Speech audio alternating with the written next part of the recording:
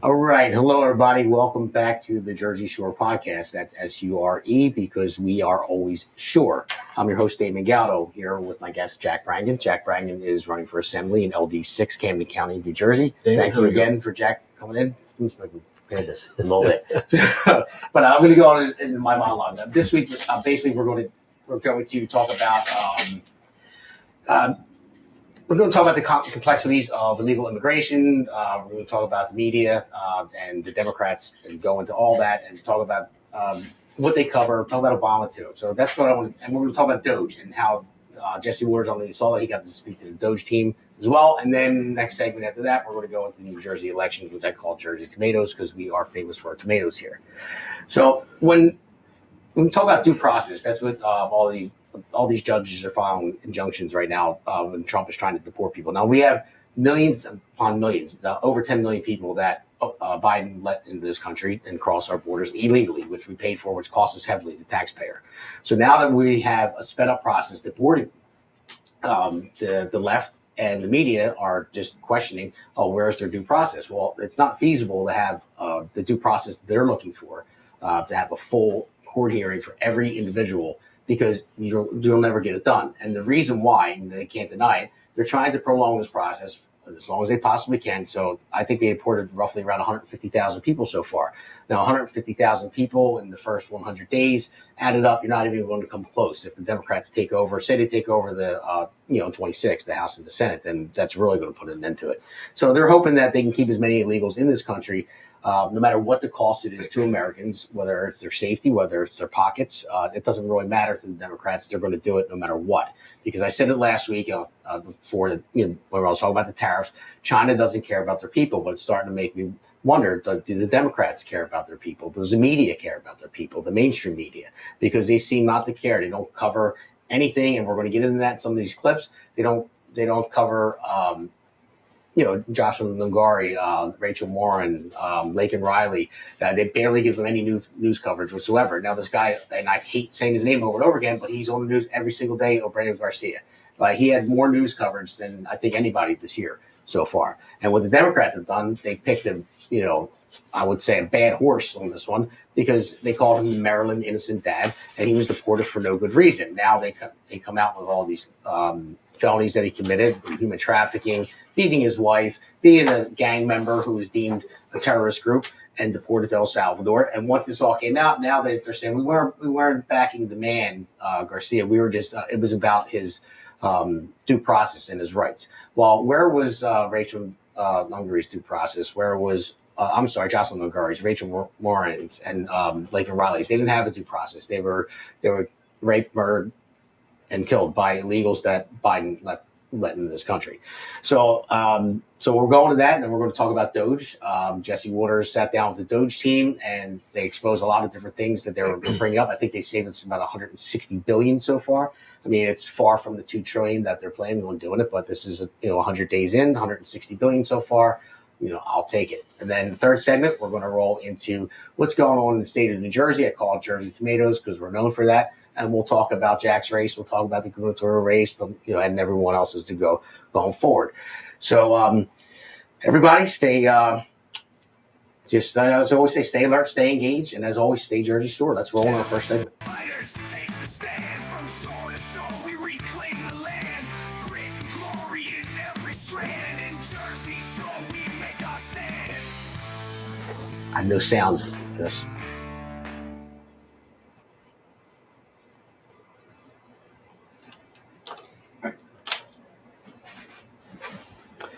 All right, everybody, back for segment one. Now, segment one, I labeled "Take Me to School" because Jack, you'll see in these clips I played. Stephen Miller, I like this guy a lot because he just takes the press to school. Yeah, he's going to be around. He's going places. He definitely is. I mean, every time the press, I would say, presses him on a subject, especially when it's illegal immigration or anything else.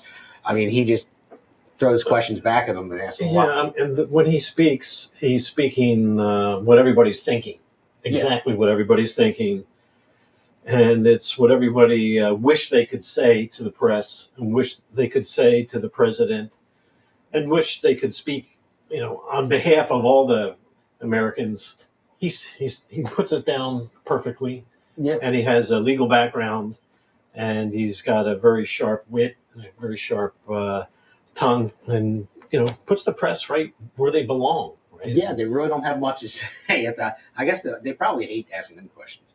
Yeah. But let's roll on our first clip. Let's S1V1, and we'll see how he questions the press asks him questions, and they don't understand the difference between a holding with water and everything else, and he questions them all. It's pretty funny how they can't answer. Engage in So let's roll the first clip. systemic and sustained violations of federal civil rights law. Another area of civil rights law that we talk about a lot. One on Everett Garcia, please. The administration is reportedly inquiring. Engage in repeat, systemic, and sustained. The return, guys, do you know the difference between a deportation order and a withholding order? Do you know the difference? Any of you, please. Do you? Well, we're not in the government. So you couldn't even spend 72 hours over the weekend learning the distinction, even though you've been writing and talking about it this whole time. Just raise your hand. Does any of you know the difference between a deportation order and a withholding order? How do you know that he's a member of the White House has repeatedly said, according to intelligence. According to our government and his government. In other words, his government has confirmed based on their own intelligence that he's a member of MS-13. First of all, do you dispute that he's an illegal alien? What's that? Do you dispute that he's an illegal alien? No. Okay. And do you dispute that as an illegal alien, we have the right to deport him? He's going through the He went through the legal process. So I want to be very. What I'm getting from this conversation, which is educational for me, is that not one person in the media knows the difference between a deportation order and a withholding order. Is that a fair statement? You're learning about this all for the first time right now? I guess so. Okay. So Can we ask a deportation order means the judge has said he must be deported from the country. He has no right to remain here any longer. He must be removed from the country. So his only options are to be deported to his home country or another country. That's it. There's no other option. He doesn't get to stay here. He doesn't get to live here. He has no future here. He has no right to be here. He's an illegal alien. So when you keep saying return, because you've been spun up by the open borders advocates, you all seem to be operating under the illusion that he would be able to come to the United States and just continue to live here illegally. That's not an option available to him. His only choices in life are to live in El Salvador or to live in another country. That's it. There's no other option, legally or otherwise, because he came to our country.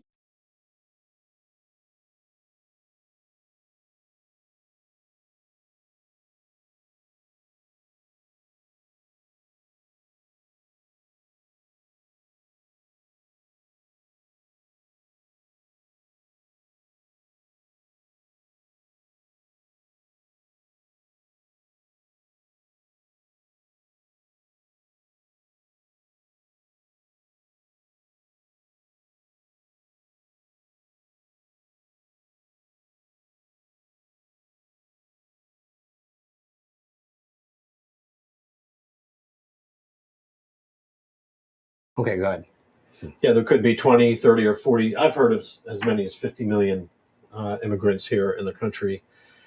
And this is the toothpaste being squeezed out of the tube trick, that once it's out, you never get it back in. And this is what's happening now. We've got 50 million, anywhere between 30 and 50 million immigrants. Yeah, there could be 20, 30, or 40. I've heard of as many as 50 million that are going to be very difficult to put back in the tube. And I think the press is they're dragging their feet. They're fighting Trump. This is the only weapon that they have at the moment, is to use these judges against the process. This is not about due process. They didn't, as you pointed out, they didn't care about due process when the immigrants came in. There was no due process there.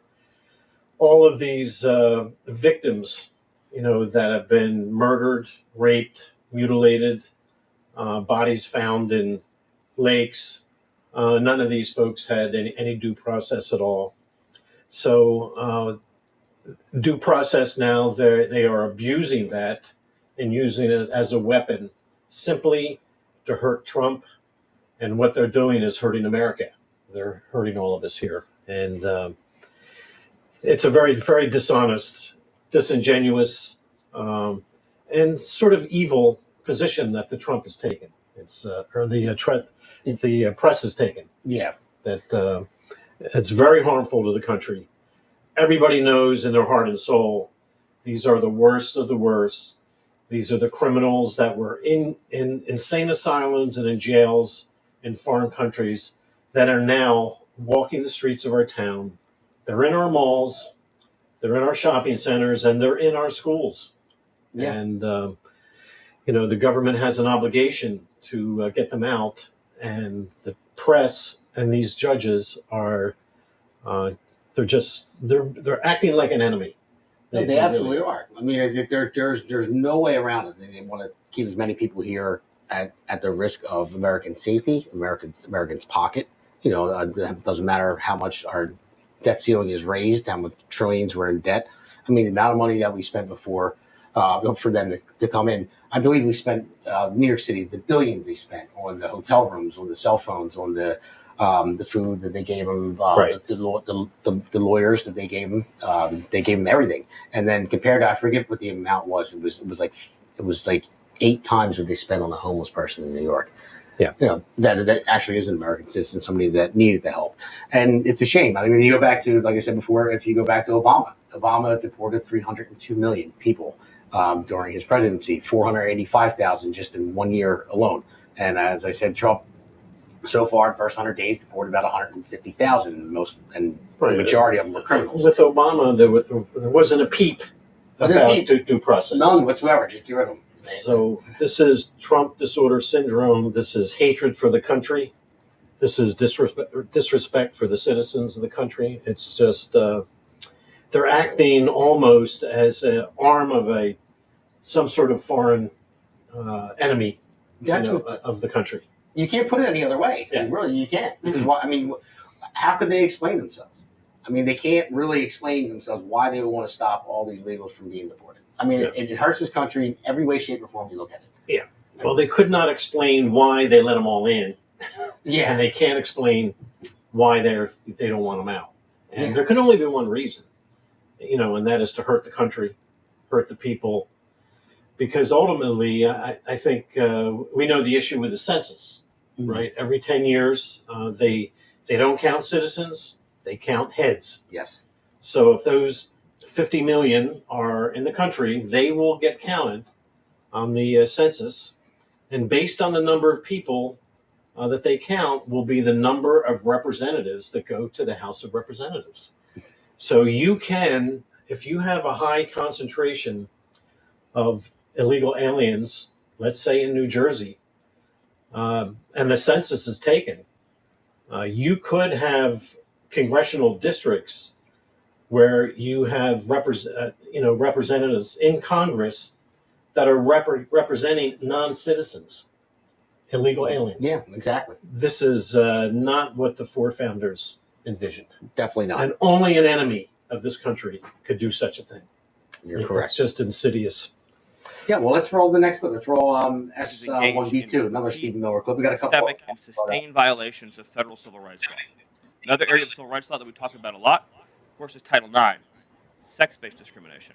And this administration ended the Biden administration's policy and the Democrat Party's policy of allowing men into women's sports, men into women's spaces. We are using every single legal and financial tool we have at President Trump's direction to make it clear that schools and universities are and will lose federal funds, as you've seen in Maine, if you allow men to invade women's sports and women's spaces. And this applies to our whole K-12 system. The Department of Justice is also coordinating with state and local law enforcement to fight child abuse in our school system. It is child abuse to change a child's gender, particularly if you do not inform the parents. In other words, if a 5-year-old or a 6-year-old goes to school, or a 7-year-old goes to school, and the teacher tries to turn the boy into a girl or the girl into a boy, that is child abuse. And this administration is treating that as child abuse. And it is a gross violation of parental rights. This also includes the administration's message to our hospital systems that they cannot and will not be allowed to use taxpayer dollars to perform chemical castrations and sexual mutilations of children. Castration surgeries, castration drugs, sterilization treatments of children are barbaric. They violate all sound medical ethics. They are completely unwarranted. They harm children for life, irreversibly. It is child torture. It is child abuse. It is medical malpractice. All right, it's another clip by Stephen Miller. I think everything he said there was correct. When it comes down to men and women's sports and child abuse, it's against parental rights. I need to be able to trust that when my kid goes to school, whether it's my daughter or my son, they don't come home thinking they're a member of the opposite sex because the teacher can tell them that they can be that. Yeah, I think there's probably no other instance, Title IX being the greatest instance of the Biden administration and the Democratic Party's disdain for women in the United States. Because if you go back to the history of Title IX, it was created as part of educational amendments in 1972. And if you go back to that period of time, just coming out of the 60s, women had very few opportunities. You know, at the end of the 60s into the early 70s, when people graduated, guys and girls graduated from high school, first of all, when you went to your guidance counselor in 1969, they would look at you and say, "Hey, you're not college material." Yeah. Right? And they would tell you, and that would be it. That would be the end of the discussion. Yeah. Or, you're barely, they would tell you right out, no, you're not going to cut it. But when it came to women prior to 1972, there were no opportunities for women. There were no sports opportunities. At the end of high school, if they went to college at all, they would be a nurse, they would be a teacher. If they didn't go to college, they would be a secretary, or they'd be a housewife, which is nothing wrong with a housewife either. But if they wanted to be a chemist, if they wanted to be a physicist, if they wanted to be a doctor, the doors were closed in 1971, prior to Title IX. And then additionally, in the extracurricular activities with sports, you had field hockey, and that was it. You never saw, women did not go out for track. They did not go onto the tennis team. They didn't join So when you go by a high school now and you see girls out on the athletic field, on the track, doing high jump, pole vaulting, field hockey, tennis, it's all because of Title IX in 1972. Yeah. And what they did in that law in 72 is they clearly defined male and female, and they separated the two, and they said when you separate men and women in 1972, what they said was this was not discrimination. So you were free where sex mattered, where it was important, you can legally separate men from women. So therefore, you could have a boys tennis team and a girls tennis team, and the girls did not play on the boys, and the boys did not play on the girls. And it was not considered discrimination, sexual discrimination back then. So what happened over the years, Joe Biden comes along, and it takes that male, female, boy, girl, and throws it out the window and says, no, this is in 2024 when he came up with Title IX. Forget about sex. He said, this is going to be based on gender identity. So if you identify as a girl, you will have access to all the facilities of girls, including the bathrooms, including all the girls' sports, including sororities, anything that was female-oriented. A male who identified as a female now had access to it. So this basically would ultimately destroy women's athletics completely. No, absolutely. No. Now, I got two questions. Like, one, what happened to the Me Too movement? Believe all women, all the feminists out there and everything else, that they had that going from the Me Too movement. You got to believe all women, and it was all about them. And then that went out the window, and then they just completely reversed it to men and women's sports. And it's just like the same thing. It has to be EVs and the Green New Deal and all that, and you have no more. You have to buy electric cars, and then all of a sudden Elon Musk is enemy number one, and now it's no more electric cars and bomb all Teslas. I mean, they go from one extreme to another. I mean, that just proves how radical they can be. And I have never seen one instance, not one, correct me if I'm wrong, of a woman claiming to be a man No. wanting to play in a man's sport. I think you're right. Yeah. It's just very rare. I mean, if you put a male against females, you're putting an individual out on the field hockey field with greater muscle mass, greater bone density, greater lung capacity, greater acceleration, hitting harder.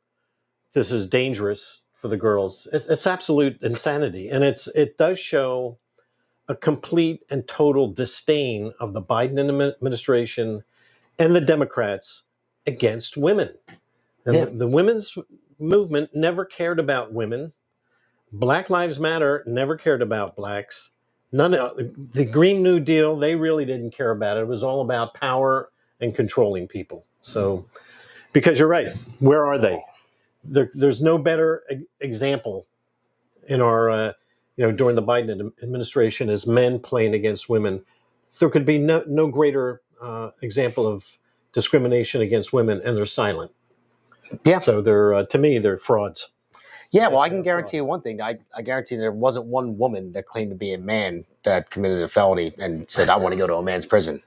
Now, I know there were many men that claimed there were women. Well, that's another thing that's not mentioned that often. That Title IX, Biden's Title IX, did open the door to women's prisons to men. And you don't hear about a lot of these things because the press will not. No, you only hear about it if you really dig into it. When you see one guy went to a women's prison and he got like 3 of them pregnant. Yeah. You hear about the injuries. You hear about, maybe a case every so often. So people don't think it ever happens.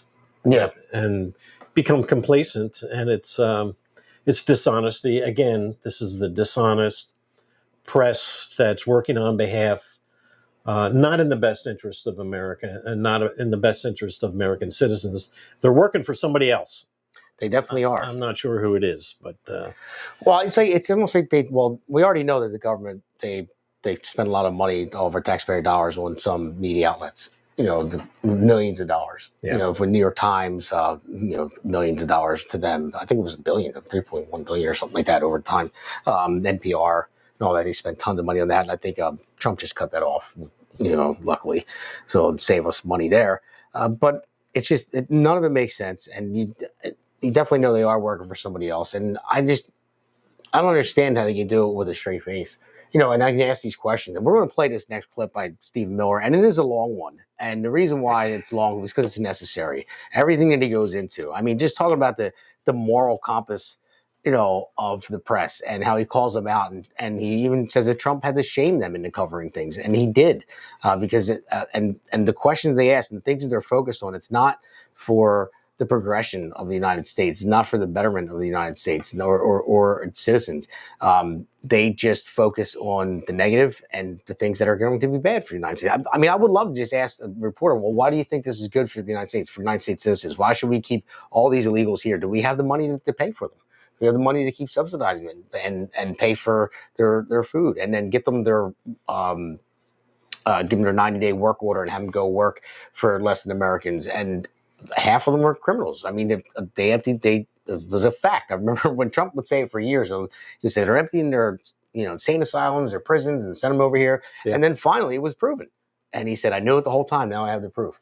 And that's what was going on. So let's play this next clip by Steve Miller. It's a little lengthy, but like you said, it's necessary. One on Everett Garcia, please. The administration is reportedly inquiring about his return. Is that to check a box for compliance, or does President Trump want him back on U.S. soil, or both? So, as Secretary Rubio said yesterday in the cabinet meeting, this administration is not going to publicly discuss the inside details of our foreign policy and negotiations with a foreign country. And in particular, we are not going to allow a district court judge to try to become the Secretary of State. Secretary Rubio is the one who, under his leadership and direction at the State Department, is managing the day-to-day relationship with El Salvador. Let's just take a moment, number one, to express our gratitude to El Salvador for agreeing to take some of the most dangerous terrorists off of America's streets and to put them into a safe environment where they cannot continue to engage in acts of terrorism or coordination with the Maduro regime. You may have seen recently an FBI assessment that was unclassified that said that the Maduro regime is using and planning to use Trinidad terrorists to carry out assassination plots on American soil. Now, very few in this room covered that. I'll let you all ask yourselves why you didn't cover it and why your editors didn't assign that story to you. Something I think you should think about on your own. But this is a earth-shattering piece of news. The Biden administration imported the terrorist army that our own FBI assesses is planning assassination strikes on American soil against critics of the Maduro regime. Those are the terrorists that President Trump is finding and apprehending that our Democrat judges and Democrat activists are trying to keep on U.S. soil. Trinidad has the same legal status as Al-Qaeda and ISIS. MS-13 has the same legal status as Al-Qaeda and ISIS. These are foreign terrorists operating on our soil. And our gratitude to El Salvador for agreeing to take custody of these terrorists is immense. With respect to the case that you mentioned, there's now even been more evidence that has been made public of this person's violent, repeated threats and assaults against his spouse, someone who had repeated, documented human trafficking and human smuggling offenses, somebody that has extensively documented membership in MS-13, a terrorist organization, and of course he had MS-13 tattooed on his knuckles. This is a person that was a clear and present danger to the safety of the American people. And it is a sad reflection on the state of our media and many of the outlets represented in this room that you obsessively try to shill for this MS-13 terrorist. Well, no coverage occurred in your papers about any of the Americans that were raped and tortured and murdered by the illegals that Biden was importing into our country. You know, you talk about due process. The Biden administration made the decision to give extensive due process to two Trinidad terrorists that were apprehended at the border just a couple years ago. They were two gentlemen. They were from Venezuela. They were members of Trinidad. The Biden administration Border Patrol apprehended them and made the decision to provide them with extensive due process, put them onto a program known as supervised release, and put them on ankle monitors so that they could go through a lengthy legal, judicial determination as to whether these legal aliens who had just set foot on U.S. soil might want to live in the United States for the rest of their lives. What was the result of that decision? What was the result of that choice that was made? Those two men kidnapped a young girl named Jocelyn Ungary from her family. They beat her. They sexually assaulted her. They tortured her. They stripped her. They murdered her, and they dumped her body. That is what the Biden administration's policy was. Most of your papers never covered her story when it happened. To the extent that you covered it at all, it was because President Trump forced you to cover it by highlighting it repeatedly over and over again. He had to shame you into covering it. And each and every one of you that sides over and over again with these MS-13 terrorists, to the extent that you have the financial means to do so, you all choose to live in condos or homes or houses as far away from these kinds of gangbangers as you possibly can. If I offered any one of you a rent-free home with no taxes to pay in any of these gang neighborhoods, and I said your neighbors are MS-13 terrorists or Mexican mafia or Sinaloa cartel or Trinidad, I couldn't pay you to live there. But yet you, with your coverage, are trying to force innocent Americans to have these people as their neighbors, and that one day their daughter may be abducted from their home and raped and murdered. So you're not going to get an ounce of sympathy from this administration or President Trump for the terrorists who've invaded our homes and our country. So, thank you. Peter, we'll take a couple more questions. A couple questions on Doge, of course, because that's the topic that you're here to speak about. But I want to ask you one other question about the topic of prices. We heard from the president on this just yesterday.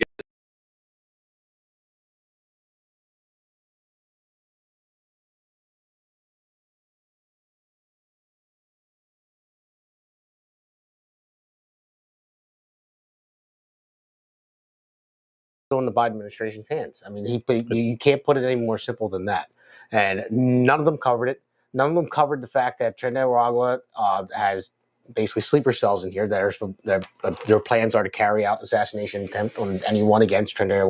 And here the FBI came out a report with that wasn't covered by the media, and they just stick to the same narrative all the time. And that's where they're at. That's why it was very important to play that for me anyway, because you can't put it any better the way that Stephen Miller just did. Right. So everyone should be aware, no matter where you live, that these individuals are in your state, and they are in your neighborhoods. No state is they're all in every state. So there's no state that's protected from any of this. Because these terrible events are not covered by the news, generally the public is going to feel, as though that they are safe when they really aren't. Yeah. And then, just in New Jersey, there is an estimated close to 1 million illegal immigrants that are in the state of New Jersey. This is based on a study that was done back in May. And at that time, there were 800,000. So here it is, May again. So this is a year later. So we're estimating that there's close to 1 million. Now, this is also costing the taxpayer in New Jersey close to $7 billion, to house these illegal immigrants, to feed them, to put clothes on their back, to provide housing, to provide medical facilities, doctors, healthcare, and also the schools. So in addition to that, they are taking jobs that normally Americans would have. But what's even worse, everything that Stephen Miller just described there in terms of the murders and the rapes are happening in New Jersey. And I have documented a few of these here, and it's difficult to hear, but I think people do need to hear a few of these because these are happening right in our state, New Jersey. I realize this goes out to other states, but by the way, New Jersey is a sanctuary state. As of 2018, they had they issued the Immigrant Trust Act in New Jersey in 2018. Now, this was not a bill, so there was no opportunity for debate in the Assembly or the Senate. This was just a a regulation that was issued by the Attorney General in 2018, and it instructed the state police, municipal police, county police, and municipal police not to cooperate in any ICE operations.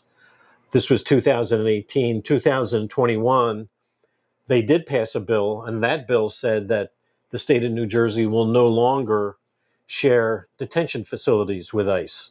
So these are jails and other types of facilities where they might have held some of these immigrants, that they no longer will do that. So after that second bill in 2021, New Jersey's totally cut off from ICE. We're on our own. So the original Immigrant Trust Directive was 2018. A year later, in Paterson, New Jersey, a 28-year-old illegal alien from the Dominican Republic raped a woman in Paterson. He had prior arrests, but was not handed over to ICE due to local non-cooperation policies. So they had this guy in Paterson in jail, released him, and he ended up raping this woman. The source here was the Passaic County Prosecutor's Office and ICE statements. In August of 2019, a 33-year-old illegal alien from Mexico, ICE lodged a detainer, which was ignored by local authorities, leading to his release. He was arrested for aggravated sexual assault on a 13-year-old girl, along with criminal restraint and endangering the welfare of a child. Now, this is a young girl whose innocence, first of all, she was lucky she got away with her life. Yeah. But she had her innocence violently taken from her. The source here is the ICE Newark press release and the Vineland Police Department. Red Bank, New Jersey, in 2019, a 30-year-old illegal alien from Mexico raped a woman in Red Bank. He had prior convictions for endangering a child. ICE was not notified, and he was not detained and was released to the public. Now, I could go on Here's another one from Honduras. Raped and murdered a 45-year-old woman. Lakewood, New Jersey, a 29-year-old illegal alien from Mexico stabbed to death an individual. Plainfield, a 32-year-old illegal alien from Honduras, sexually assaulting a 10-year-old boy. This is all the Biden administration. Yeah. This is the Democratic Party. This is Joe Biden. These are completely unavoidable. And it's our fellow citizens in New Jersey are being murdered, raped, their bodies mutilated, and just discarded like trash. And nobody seems to care. No. So what I would do, every municipality, every precinct that ignored ICE, the warrants from ICE, and I swear I would go to each and every one of them and have a picture of the person that was molested or murdered, and stand in front of that police station with them and say, he walked out of here. He walked out of here. They let him go, and once they let him go, this is what he did. How do you feel about yourselves now, not cooperating with the federal government, with ICE? I mean, because without a border, we are not a sovereign nation, and it leaves it open to things like this. I know I have a young daughter. I have a young son. Jack has young grandchildren. If that ever happened to one of my children, number one, it would ruin me would ruin them for life. I mean, that's the main thing, but it would actually ruin me to the point where I don't know how I would handle myself. I don't know what I would do. I wouldn't be able to function. I don't know how parents survive these things. I don't either. I know I would probably be in jail. Yeah, because I wouldn't wait for that person would not have due process. Right. If I think the best recourse is to remember these deceased individuals, remember the 13-year-old girl that was raped, remember the 10-year-old boy that was raped in November when you go to vote.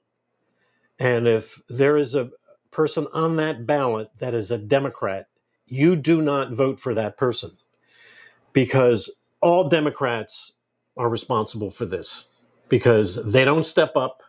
This is not just Democrats in Washington, D.C. They're all part of the same gang, this Democrat gang. Absolutely. Why do you think we're a sanctuary state? Yeah. So it's hard to put into words how important it is that the Democrats are expelled from Trenton, at least in New Jersey.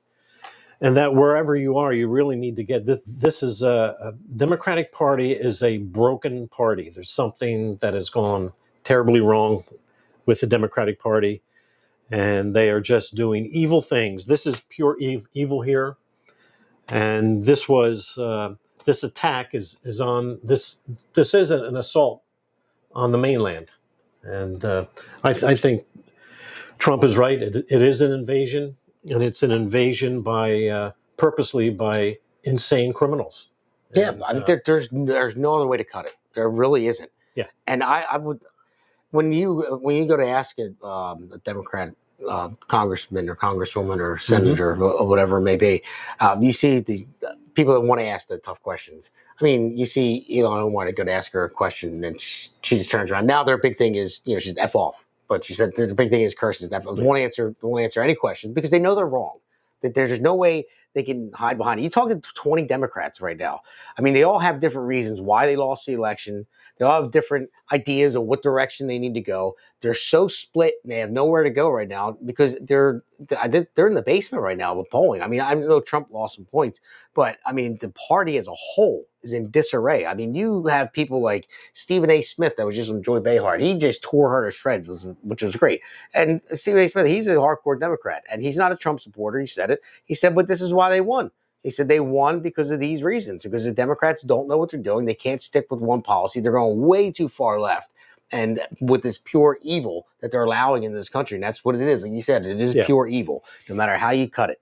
And every other Democrat that I speak to, they'll say, "Oh, we lost the election because of this. Oh, we lost the election because of that. Oh, it was either rigged or we didn't get the message out." Right? Yeah, no, you went nuts. You went ape shit crazy, and people said, "What are you doing?" And even your own party thinks the same thing. Even Bernie Sanders of all people, the independent Democrat that he is, he was talking about the Democrat Party and saying how they lost their way. And I mean, I believe he's always had his way lost to begin with, but they're in so much disarray, which I don't really mind that they are, but I mind to a point where they could get back into office in this type of disarray and it'd be chaos. Their number one word for Trump now is chaos. That's a word of, well, that was their word of the month for April. So I don't know what it is this month, but yeah, that's what they are. They're trying to say Trump is chaotic. Yeah, that was their whole. I played a clip this was a couple episodes ago. You know, just chaos. It was when they went from MSNBC to CNN to ABC to NBC, all of them, and everyone was there parrots. I would call it the parroting press. That's what I call that segment. It's a gang. This is a gang. Yeah.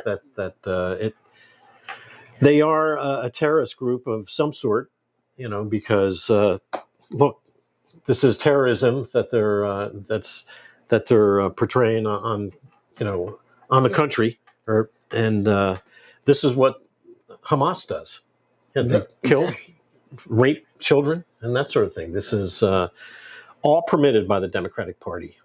So it's like I said, it's a broken entity. It used to be good, but it's hard to even describe what it is now. No, it absolutely is, and it goes along with the media too. I mean, if you think about it, either the media either lies or they omit. I mean, I don't know if you've seen the latest 60 Minutes segment where they had Mark Elias on. Now, Trump signed an executive order against law firms of different things that they can't do. And they're saying they have Mark Elias on, of all people, to talk about them taking away the rights. We got to stand up to Trump, this and that. Mind you, not one time during the 60-minute interview, they let him talk for like 14 minutes straight, Mark Elias, all about Trump and how bad he is and everything else, and just on and on and on. Now, if you don't remember who Mark Elias is, he was behind the Steele dossier, the fake Russia collusion hoax, which is actually debunked by Washington Post, New York Times.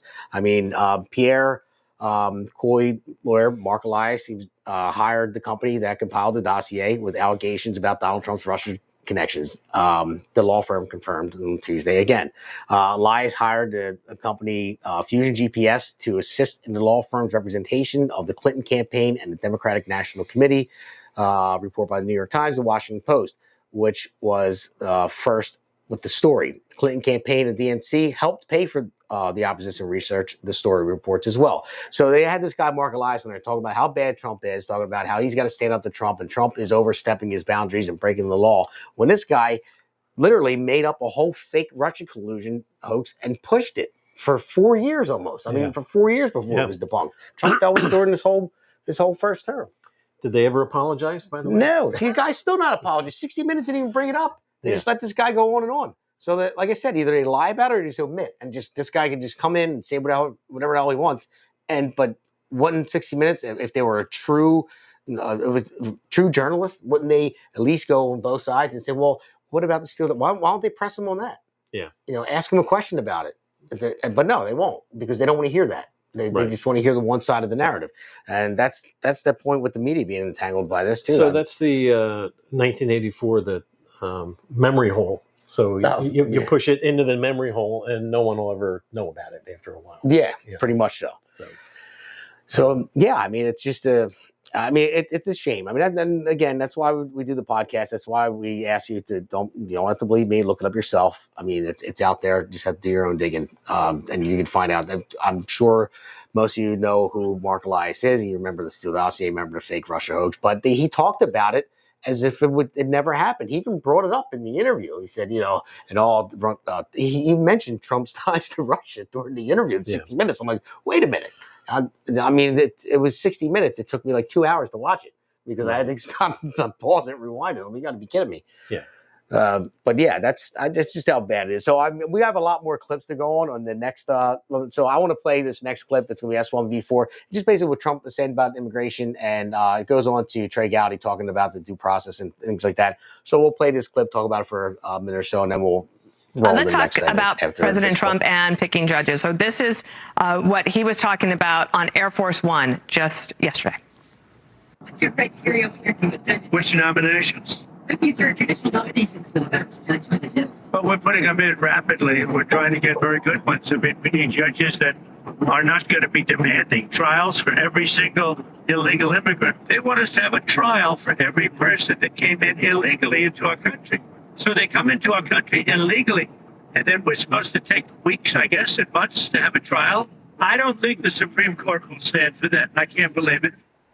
I don't know when the Supreme Court will hear it. How do you think it will all ultimately turn out? Because a lot of people are now focused on this, that they support what the president is doing. The majority of people do. But the courts have yet to weigh in fully. Yeah, Dana, I think it's really important that people understand there are two separate kinds of judges here. There are the Article 3 judges that the president nominates that are Senate confirmed. And it's not just Donald Trump who complains about these nationwide injunctions. Elena Kagan complained about them, who is hardly a MAGA person. What I also think the president's getting at are immigration judges. Those aren't part of the judicial branch. They're actually part of the executive branch. So what gets conflated is if you're not here lawfully and there's a removal proceeding, that's not in front of a federal judge. And it's not the same due process that you and I would get, Dana. It's not a full-blown trial. You don't call witnesses. It's not beyond a reasonable doubt. So when I see these interviews and reporters, like hypothetically from NBC, ask about due process, it makes me wonder if they know what they're talking about. It's a sliding scale based on what your status is. Non-citizens who are alleged to have committed crimes don't get full-blown trials with juries and cross-examination and all of that. It's an administrative hearing, not a full-blown. See, again, it's not a full-blown trial. You know, that's a great point that he makes. Yeah. Right? Because, again, this is the press just using that term due process, that everybody that's walking around the United States gets it. Right? Yeah. And it's just not the case. You know, I think, you know, as Trey was saying there, if you're charged with a crime, you get the least amount of due process. You get an administrative hearing and a ticket out of the country. Basically, that's it. And I think you get a little bit more if you are 9:10 p.m. If you are here legally. You still don't get the same due process that a citizen gets because you are not a citizen. Yeah, exactly. I mean, you shouldn't, if you're illegal, you shouldn't have the same rights as a citizen. Now, I mean, you don't get the trial and the beyond a reasonable doubt, the appeal process, you know, argue against the appellate court, and, you know, the whole line up to the Supreme Court. You know, you're not afforded any of that. No, not at all. I mean, but they would love for that to happen. That's why they keep having, forcing these injunctions and stopping everything, because they want to slow it down. Right. Again, you tell me another reason why. Anybody tell me another reason why they want to keep as many illegals here as possible. It's because they're hoping to get back in power and make them all citizens for the vote. And that was the whole thing. That is one area where the Democrats did mess up, though. They thought, you know, the more people they let come over the border, you know, the less white people that were here, you know, the more Democrats would get vote. Well, Biden hated white people. I mean, he said many times, you know, that, you know, he wished by the end of some date, you know, this would become a brown country, something like that. So I think that was his goal, you know, because, and I think this is the flaw. You cannot measure, you know, the greatness of a country just based on skin color. You know, you're not going to make it better or worse. The skin color becomes irrelevant, and is irrelevant now.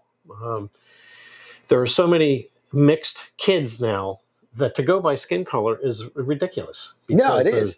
There's white, black, there's Indian, there's Asian, it's absurd. It's getting absurd. Yeah, well, I mean, I don't know. Biden was a chameleon. I mean, you see back in the, was in the 80s, he told, I'm not having my children grow up in racial jungles. You know, I mean, he said a lot of racist things. I mean, he would attend the funeral of his mentor. The Ku Klux Klan. Yeah.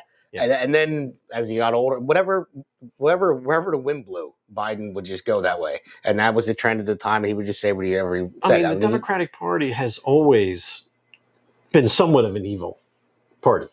I mean, even if you go back to the 1800s, it was the Democratic Party that built the whole slave society. Right? Yeah. And, you know, up until 1860, and then in 1860 to 65, they were the party of the Confederacy. It was the Dixie Democrats, and this is a important thing. If you always wonder, now how far are these crazy Democrats going to go? Yeah. Right. Well, let the Civil War be an indicator. They will leave the country because they've done it already. It was the Democrats that was the Confederacy. And then even after in 1865, the Union Army came down into the South, and this was probably the greatest time for blacks, because they became state senators, and there were over 100 state senators in the South until the Democratic Party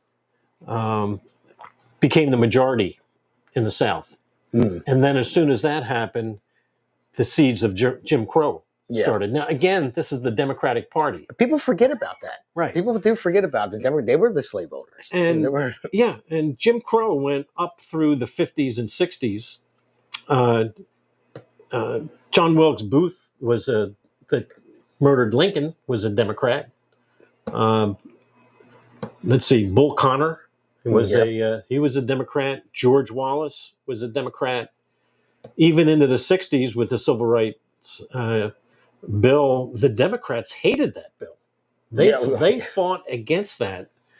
And even in the 1964 Civil Rights Bill, of the 12 southern states from the Confederacy, former Confederacy, 11 of them voted against the Civil Rights Act of 1964. There was only one state that voted for it. So, and even now, if you look at the Democrat domain, they rule over cities that are crime-ridden, that have failing schools. They don't care and listen to the citizens who want protection, and they allow criminals back out on the street. This is what gives them power. So I'm not sure what good they've ever done. I don't know. I brought it up last Monday. What good anywhere? I went through like the top cities that, just almost all cities, that were the poorest, most dangerous, the crime-ridden, filthiest, everything across the board. And they have carved out a third world within the boundaries of the United States of America. Yeah, they have. They absolutely have. I mean, all the stuff I went over last week, when you break it down, I mean, how long these cities were run by Democrats. Some, like Philadelphia, I didn't even know, 72 years for Democrat. I mean, you had other places, 90 years, and I broke it down like when they became under Democrat rule, that's when the city started going under. It gave me the time. I had all the stats, and I looked them all up, and I had them broken down. From the time they took over Democrat rule is when that city started to decline majorly, like Detroit. And these are majority black cities. The black communities have to realize that the Civil War ended in 1865, but I don't think the Democratic Party ever gave up on the Civil War. Probably not. That's why I say to people, they really need to reject the Democrats, because the Democrats are the ones that stand in their way of school choice. The Democrats are the ones that are releasing criminals back out into the communities. The Democrats are the ones that are allowing 40 million illegal aliens to come into their communities, right? They're not going into Haddonfield, and they're not going into, the higher end communities anywhere. They're going into the lower communities. And along with that comes more crime, more drugs. And this is all the Democratic Party that's doing this. They're the party of abortions in the 9th month, the party of fentanyl. They're a party of killing school choice. And school choice is still the ticket out of these black communities and the ghettos. Education is still the key, and the Democrats are standing in the way. Yeah, they are. I mean, I thought when I touched about it last week, I said, you know what? Why don't you just, if it's been under Democrat rule for so long, why don't everyone just go out there and vote a Republican and see what happens? You can't lose. Yeah. I mean, it can't get any worse. So why not what'll try happen is the criminals will go to jail. The schools, they'll get school choice, and you'll be able to send your children to charter schools or even a private school. Yeah. Right? Mm-hmm. Your streets will be safe. Nobody will be trying to take your guns away. You'll be able to, have a gun to protect your family. I think you would find a tremendous change in North Philly and West Philly and other black communities. You got to get rid of the Democrats. You know, the other thing is, I think that there are so many black kids that are failing in schools, and I think this is our greatest wasted resource, because every one of these black kids that, you know, fails through 12 years is a doctor that should have been, that couldn't be. Yeah. Right? A mathematician, a physicist. They could be anything that anybody else, but it's the Democratic Party that keeps them poor, on drugs, unemployed, and uneducated. And that is the formula, and that is the description of George Floyd. That George Floyd was the perfect Democrat citizen. Yeah. I think that's really what they're trying to do, is to have a community, and that's where they get their power, that are that have those characteristics. There's chaos, and that's where the Democrats are. Before we go to the next segment, because we got a lot of clips in the next segment, name me one good thing about a Democrat. I was thinking in my head. I was trying to think. I was myself. I couldn't. Yeah, just think how great this country would be without the Democrats. Now, I know people that they vote Democrat, but I would say the Democrats that are in power, Democrats that are elected officials. But I know people that are good people that are Democrats. It's just they buy what they're selling in the media, and they still haven't gotten around it. Yeah. They still haven't opened their eyes to it. But a lot of people are at this point, which is a good thing.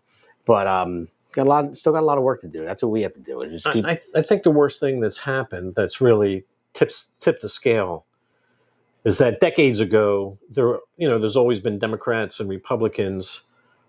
First of all, both parties wanted to see the success of the country. Yeah, I don't think that's the case today. It can't be. Yeah, I mean, it absolutely can't be. There's no way around it. Yeah, and I think that's the big change. The other thing is the collapse of the media. The media now is the arm of the Democratic Party. Yes, they are. And back years ago, that was never the case. That the media acted as the prosecutor. Questioning all the time, questioning both sides. But they don't do that anymore. They not only don't question they're in cahoots with the Democratic Party, and they push the Democratic Party line. That's Well, it makes them money when you think about it. I mean, they need a controversy. They want it. They want the riots. They want the division. The media. That's right. That's what they want. They don't want to ask both sides. They don't want to play air anything on the other side. They love the Trump derangement syndrome. They love that they can keep the Democrat voters, just as long as you hate Trump enough, then you'll never even look into what Republicans are actually trying to do. It's just that Trump derangement syndrome, and they're playing a good role with it. But the good thing is that we are getting around it. I mean, look at Trump was elected. There's number one. And you see his full transparency that he has. I mean, he's on the news every day doing a press conference. Biden, you hear from like twice a year? Yeah. If that. But full transparency. What Trump has done in 100 days is more than any president's done in my lifetime. I mean, I know he still has the issue with the tariffs and stuff like that we'll see how that pans out, but I think it will work out in the end. But everything that he campaigned on, he's delivering on, as he said. So with that, we're going to roll into our next segment, which is we're going to meet Big Ballz. America's Pulse Network. The mainstream media is bought and paid for. The truth is twisted to fit their agenda. But America is waking up because podcasts are the future for trusted media. Welcome to the America's Pulse Network. It is a network built by patriots that upholds the Constitution. The America's Pulse Network stands for God, truth, and the America First movement. There is no corporate propaganda, no government spin, just real news, real talk, and real voices fighting for faith, freedom, and the future of this great nation with common sense. Here are some of America's Pulse Network podcasts. Alexandra Levine Live, hosted by Alexandra Levine. Jersey Shore Podcast, hosted by Damon Galdo. The Conservative Corner, hosted by Seth Eisenberg. APN's The Pulse, hosted by Alexandra, Damon, and Seth. So tune into America's Pulse Network on the following social media platforms: X/Twitter, Rumble, Truth Social, Facebook, and YouTube. Join the revolution. Because the pulse of America beats for God and country. America's Pulse Network is for faith, family, freedom, and truth.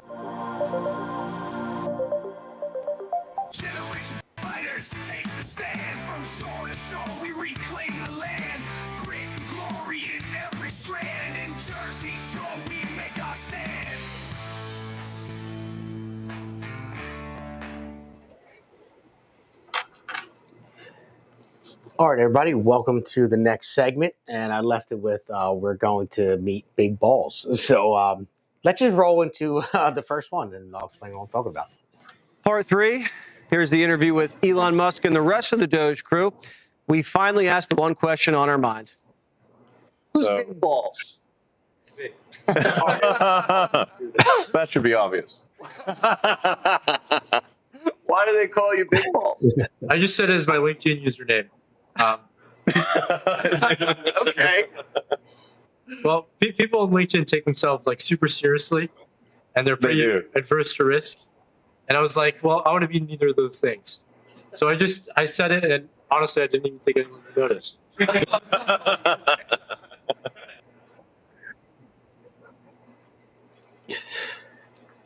Well, so there you go. That's we finally got to meet Big Ballz. Remember, that was the big thing.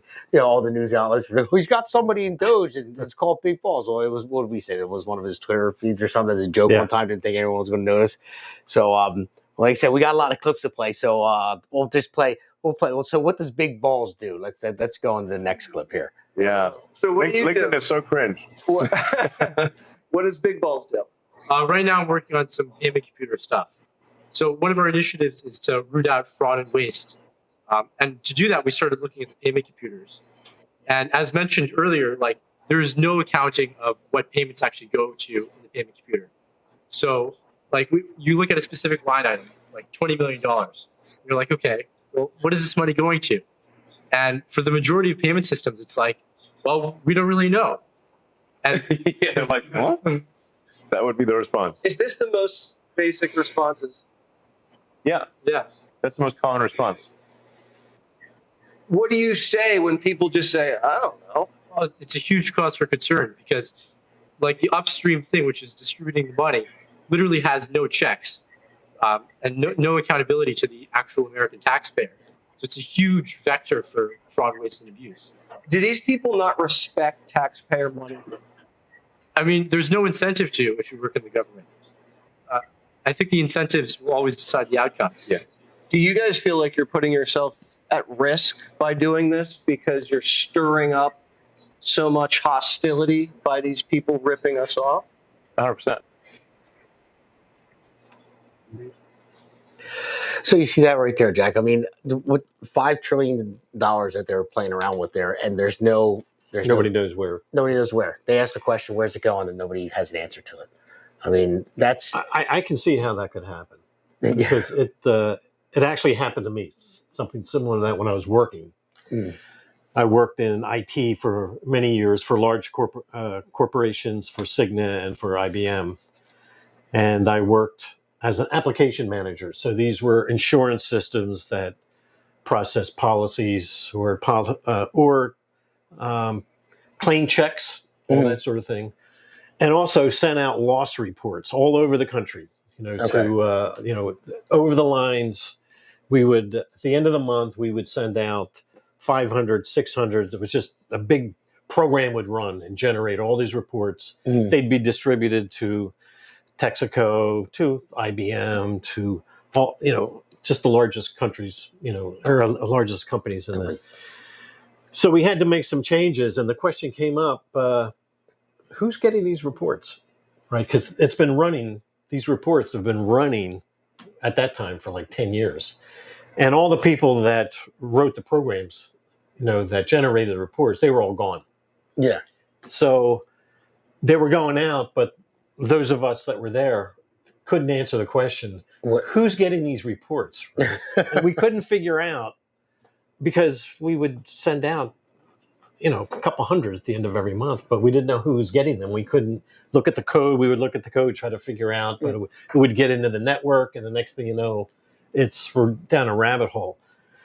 So we came up with a great idea. What we're going to do is turn off the reports and we'll see who calls in. Oh, okay. So we said, we're just not going to run them. We'll stop them at the end of next month and we'll see who calls.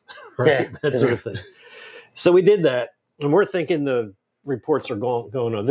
I was working for Cigna at the time. Right? And Cigna's, it's in a huge building, 52 stories high. There's all actuarial policy people, claim people. So we turn it off, and the next thing you know, some woman, right across the elevators comes running in. Oh, what? Where's my report? Right? So they were not only going all across the country, which nobody called in. So we changed. Okay. But this one woman called in, right? Called in. She came running over saying, Because she didn't get "Where's the my report?" report? I got it." Because their whole group does their work based on the output of this report. Gotcha. That sort of thing. So where's the check going? I can see where that could happen. Because, when you look into these systems, these are payment systems, that you mark something to be paid and a batch job will run in the background, like at night. And boom, boom, boom, just shoot out all these checks.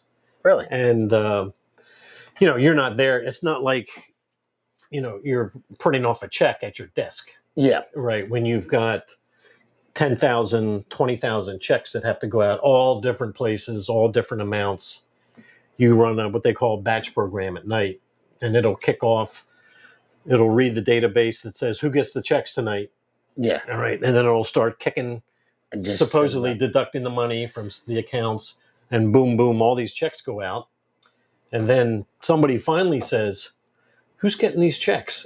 Just like we were saying, who's getting these reports? Well, I bet you nobody called in and said, I just got this check from you guys. Somebody's, got a nice car. I'm sure. That's the problem with, we were sending out reports, they're sending out money. Yeah. Right. So the question is, who's cashing the check? Right. And, well, we'll get to that in some of these other clips coming up. Because we are running short on time. So okay, with this the next clip, let's skip the next clip and let's go to the one after that where they talk about the fraud where they're renting stadiums and stuff like that. So let's not play the following clip. Let's play the one after that. A lot of great work at the Treasury this week. One of the crazy things with regards to the Treasury is that when a payment is made, and the computers at the Treasury actually pay about $5 trillion per year, like crazy amounts. There was formerly not a budget code on there. So if a payment was made, you didn't know actually what it was for. It could have been for anything. Yeah. There was a $4 billion COVID fund in the Department of Education. And there was no receipts required. So people would just draw down on it. And when people looked into it, this wasn't us, this was before us. They found that money was being used to rent out Caesar's Palace for parties, rent out stadiums, et cetera. And so the one change that DOJ made with Department of Education is we had the simple requirement that if you draw down money, you must first upload a receipt. That was the only change that was made. You must upload your receipt. And upon doing so, nobody drew down any money anymore. Yes, but we didn't say that we'd check the receipt. You could send a fake receipt. You could send a picture of your dog. Anything. But as soon as we asked for anything at all, suddenly the requests were like, oh, we don't need it anymore. Huh, that's interesting. They were renting Caesar's Palace. Yes, they were like basically partying on the taxpayer money. Stadiums. Yes. Leasing stadiums. For what? For parties, basically. For parties. Yes. That's a big party. It's a big party. You'd think if you were stealing, you'd start small. They do start small. But then what happens is over the years, so generally the fraud starts out small and they try to hide it. But then year after year, if nobody stops the fraud, it gets more and more brazen. And every year it gets bigger until they're literally renting out stadiums. Like $1 million to rent out a stadium? Fraud in flagrante delicto, okay? Well, there you go. We rent out stadiums and Caesar's Palace. So is somebody going to go to jail? Well, in some of these cases, when we get to the couple more clips that we have here on Doge, they ask that question: are they reporting this stuff? Especially when we get to the ones with the Institute of Peace, which is one of the government agencies. Okay. But I mean, $5 trillion, and they're drawing down money and they're renting out stadiums. I mean, and then all of a sudden they ask for a receipt, and then now they stop pulling the money out. Yeah. So I mean, it's just unbelievable. I mean, and people. The other clip that I wanted to play was the hostility towards Doge, all the death threats that they were getting. But I figured I didn't need to play a clip. I could just say it because they are getting death threats. Yeah. I mean, there's so many pictures of. Well, we were at the Tesla protest. I mean, they had Elon Musk up on a noose. They had die Elon. Trump. Killing him. It was just. It was a mess. So, I mean, there is no question in my mind, based on my experience, that the systems in Trenton, New Jersey are just as bad as the federal. The numbers might be a little smaller, but these are systems that have been around so long, probably even when I was coding, right, that there's still systems probably running. And the original designers, the original programmers, all the people that put in all the time and thought to build these systems are long gone. Yeah. So you get generations of programmers that come in and do tweaks here, tweaks there, but they're not always cross-checking. Yeah. As long as everything runs and balances, they don't have a payment code, right? Yeah. And so therefore it's money going in the dark. Yeah, so how do they know that it even balances? I mean, when we go on the next couple of clips, you're going to see different loans that are going out to people that are dead or unborn. Yeah. I mean, unborn, like, when I say unborn, like not born for the next couple decades. So, and the Institute of Peace, that one threw me through a loop. That's a big one where they get a ton of money from the government, from Congress. And and it's used for different things that they don't, they're supposed to be using it for. And whatever's left over, they put it in a private account. They save it aside. They don't give it back to Congress. So it's just, I mean, they are cutting fraud and abuse. I mean, just imagine 160 billion so far in 100 days, how much they can keep going to uncover. I mean, I'm sure that there's just money out there that's just flowing. And you'll see when they talk about money that's allocated for, I believe it was alpaca farms in Peru or something like that. And it never makes it out of Washington. It goes to different firms and stuff like that. There was one, I don't know if I cut this part of the clip too, but there was one where there was a ton of money that went towards the Ebola virus. And it went to law firms in DC and then never went anywhere else after that. So what are law firms doing with the Ebola virus money? Who's going to go to jail? Somebody has to. Yeah, people are working 2 jobs to pay their taxes. Exactly. How do you feel about writing that check to the Internal Revenue Service when this kind of bullshit's going on? Exactly. I mean, people are struggling. People are losing their houses. People are struggling to buy groceries. And then you're looking at all this fraud. They're renting out stadiums for parties. And then when they're asked to show a receipt, then they stop drawing money. We're like, we're caught. They got us. They've wasted billions and billions of our money. And I know my wife worked for government for a while. She worked for Middlesex County Health Department. Mm-hmm. And she said the same thing. I mean, amount of waste and something. I mean, even just the workers themselves. Yeah. Nobody wanted to do their job. Nobody cared about anything because their paycheck comes in no matter what. Right. And that's the difference between a government worker and a private company. I tell people all the time I happen to be doing a job for a government entity. If you look around Cherry Hill, look at all the construction that's going on. There's cranes all over the place. Yeah. All this, the buildings going up. There's money flowing all over, right? You think anybody's really watching real close? There's an audit trail on this money? I don't think so. Well, it depends if it's government money comes from government. Like I said, like right now, I am building a government building, but my company's a privately owned company, and we got the contract to do it.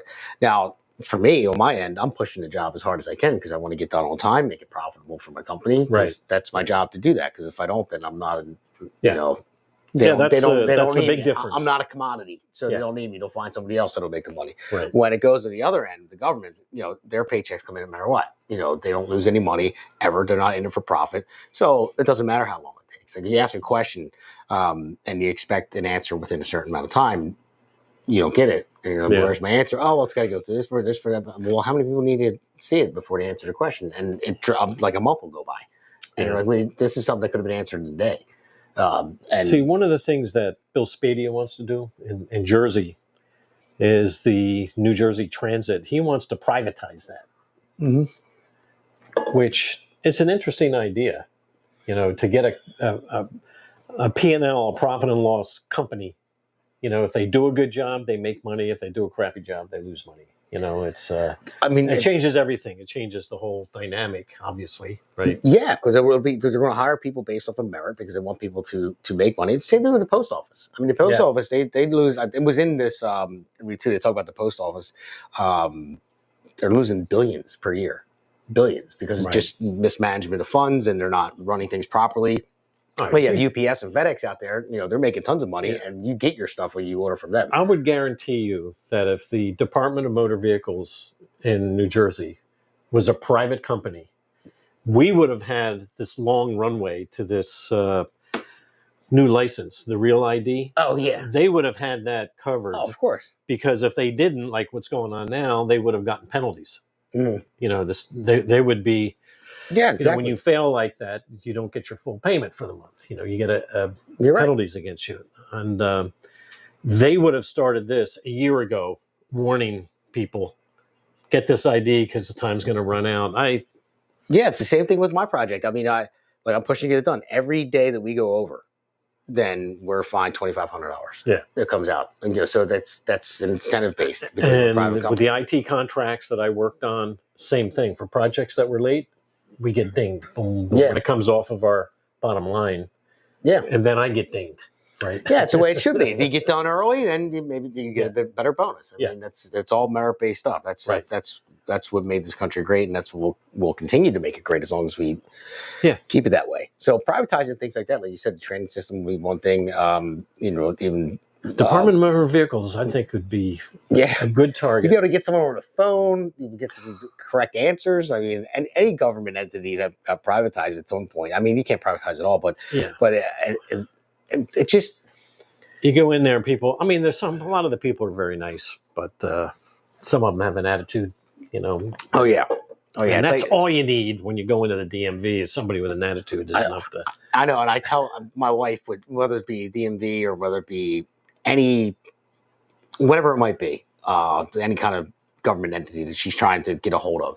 No, you're on hold for hours, and then you finally get through, and then they hang up on you, and then she gets so frustrated when she finally gets to talk to somebody that has you're steaming, that has had no part in what happened to her. Right. She just starts laying in them. I don't know, and they're just like click. I'm like, you're not. I'm like, as much as it aggravates you, you still have to treat that next person nice. Yeah. Because they had nothing to do with it. Even though they might be the same type of person the other one was, you're not going to get anywhere. You're just kind of stuck in the back of the line. Yeah, exactly.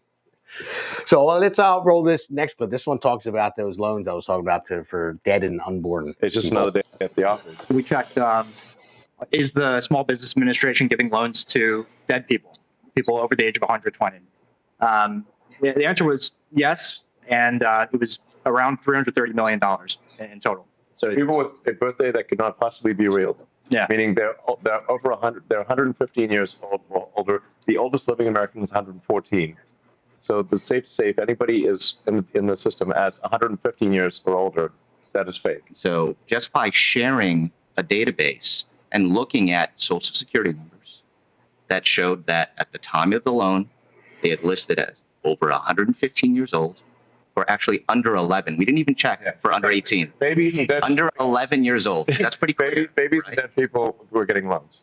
That was $660 million. And also people with birth dates in the future. What does that mean? Well, in one, I mean, I think the birth date. I think in one case was like fetuses were getting not even. No, really sort of you're talking about like your great grandchildren. Like with the birth date, like I think it was like 2165. Yeah, 2165. So people that aren't even going to be born until 2165 are getting loans. And they said it for the dead people it's around 3 million, but in total, $660 million worth that is of fraudulent unbelievable. loans. So this tells me this is a really flawed system. I mean, one thing systems have are edits. Everything's being checked all the time. You have to have an audit here and there. I mean, but I mean, there's code in there that should be checking everything, make sure everything's, and if you don't even have a check in there on the age of the individual to stop, this is where the system stops and says, no, we're not going any further. Yeah. Doesn't even have that. Well, that's where somebody needs to go to jail. Like, who is cashing these checks? That's over 115 or not even going to be born for the next few decades. This could be a case where a programmer put a piece of code in there to let certain payments go through into an account that somehow he's linked to. And just siphoned all that money out. Right. It's sort of like that movie. I forget that movie, The Office. It's called The Office. where the programmer in his company decided that they would take the not 1 penny, like the 1/10 of a penny, Oh, okay. rounded, right? Oh, okay. That they would take this 1/1000th of a penny and siphon that 1/1000th of a penny into their personal account. Oh, okay. And I then think I at know what the, you're at talking the about, yeah. year end, all this data started going through, and the 1/10 turned into 10,000, 100,000, millions of dollars, and then they panicked, right? Because they thought they were only going to take a thousandth of a penny. Yeah, and they panicked. Now we're in trouble. This could be what's going on here, because I'm sure nobody's checking that code when they put code into that system. Well, I'm sure if it's going to come out, eventually it has to, because someone has to account for it. I mean, if it's $660 million, I mean, See, you can't I just could let go it on and on about this, but normally when a programmer creates code, it doesn't go out into production immediately. You hand it over to, we call it quality assurance, QA. Yeah. And it's their job to go over that code and try to break it. Okay. And go over all the edits. And they're the ones that bless it and say, this is solid code. Programmer's not there. You hand it over to them, and they have their own test system. And they would run through these edits about checks going out to somebody that's 200 years old or not born. The QA would catch all that and said, we're not going to, accept this code. It goes back, right? At the end of my career, if there was a bug that went out into, we call it a production, into the actual system, I would yell at QA. I wouldn't yell. I'd go to QA first. Say, how did this happen? And then I'd go to the programmers. But it's their job to test that code, to have test cases that does the happy path, and then you try to break it with all the weird stuff like this. This tells me there's no quality assurance. There's no QA involved with the government systems at all. And I'd be curious to see what's going on in Trenton, if the same thing, what sort of QA they have now. Maybe they have one. I don't know. But yeah, well, I mean, when did all this start? If you think about it, this is amateur. This is amateur stuff. Yeah, well, I mean, back in the year 2000, our deficit was $5 trillion. 2000. So in past 25 years, we've racked up over $30 trillion in the past 25 years. So a lot of this had to be going on. Right. I would say starting then.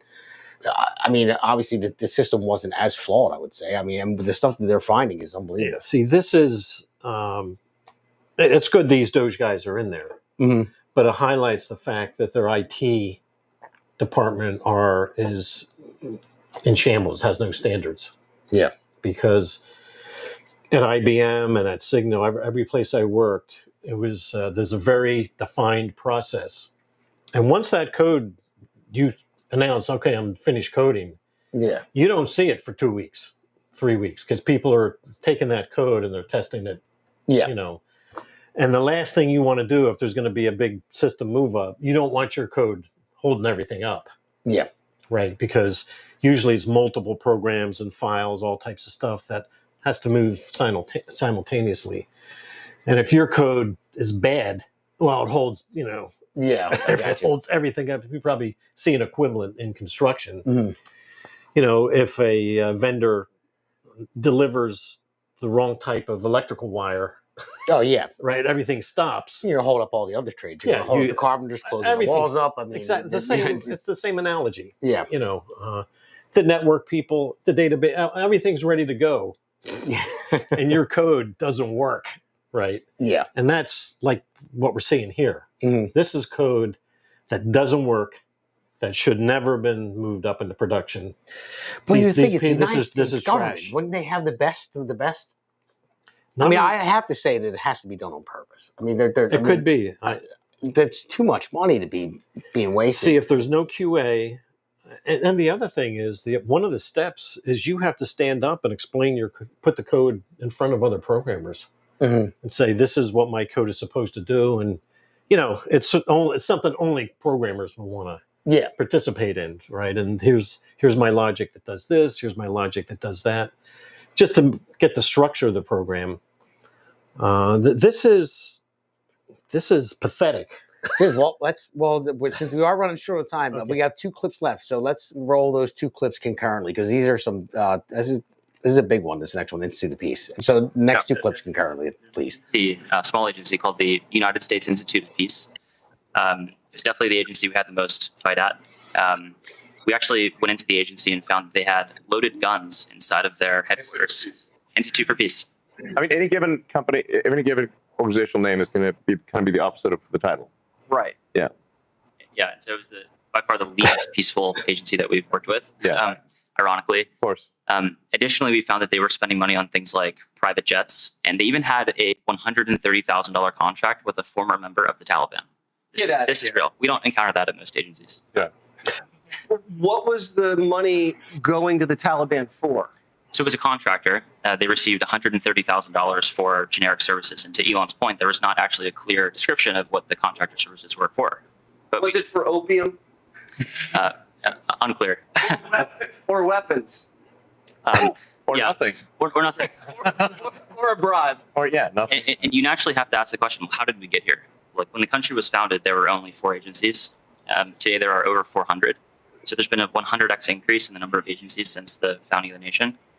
And thanks to President Trump, he's now signed 2 executive orders to start to reduce the number of agencies in the government, and the Institute of Peace was one of them, which is why our team went in to try and understand what was going on.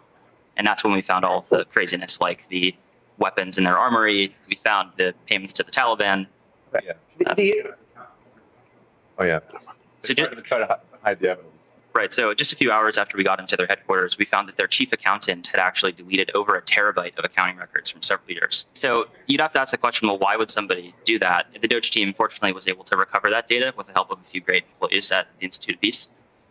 And I think the most troubling thing was they received $55 million a year from Congress, and any money that went unspent, instead of returning that to Congress, they would sweep it into a private bank account, which had no congressional oversight. And that's what they would use to fund things like events at their headquarters and the private jet. So the agencies are hiding money from you. They're sending it to the Taliban. They have loaded weapons in the department buildings. At the Institute of Peace. At the Institute of Peace. That's right. So this is a cover-up when you guys roll in. This one, yes, a cover-up. It's a cover-up. They did delete a vast amount of financial information. That's really a definition of a cover-up. Isn't that illegal to delete evidence? Yes. Shred documents?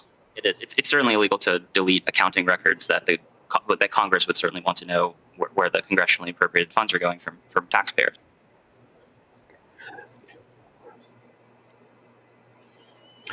So you see it right there. I mean, that's a huge one right there. Number one is the Institute of Peace with all the armory that they had there. Number 2, them deleting and trying to hide everything. Number 3, money going to the Taliban. Number 4, receiving $55 million a year from Congress, and whatever's not spent funneling into a private account and not giving back to Congress. See, this really this is painful to listen to.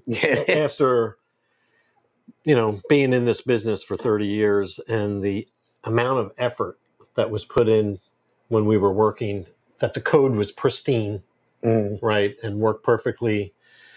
And the other thing is that auditors would come in, right? These would be state auditors, government auditors, where we got to step back, and you have complete strangers now going through all your stuff at work. Yeah. Right. So this tells me there's no auditors here. Also, none of these systems would pass any sort of audit with this sort of stuff going on. No. So they would fail the IT audit. They would fail the accounting audit. It's a joke.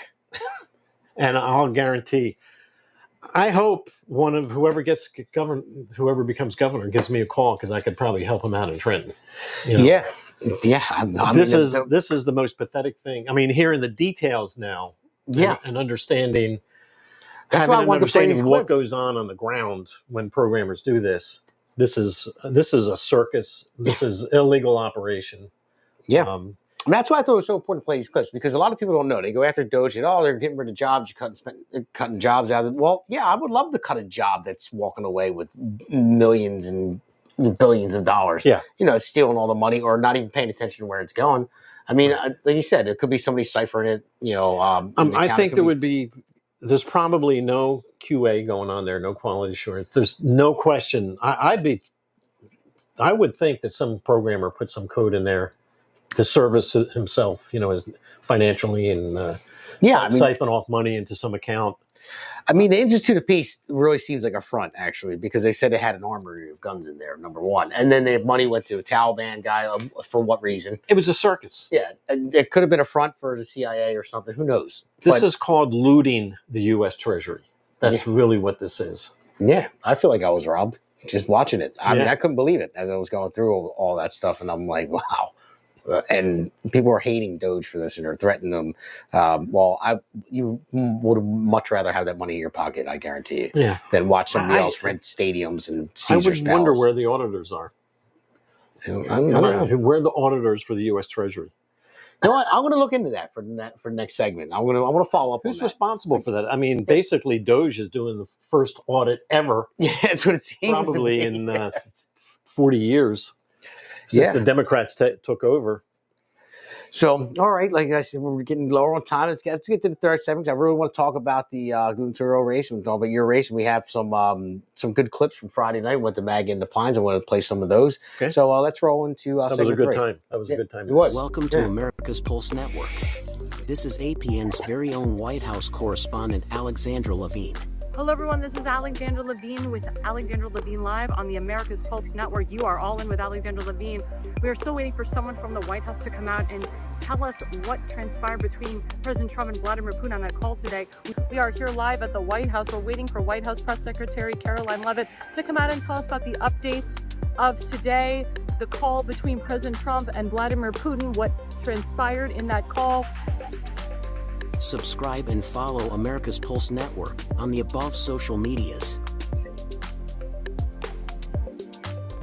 Generation fighters take the stand from shore to shore. We reclaim the land, grit and glory in every strand. In Jersey Shore, we make our stand.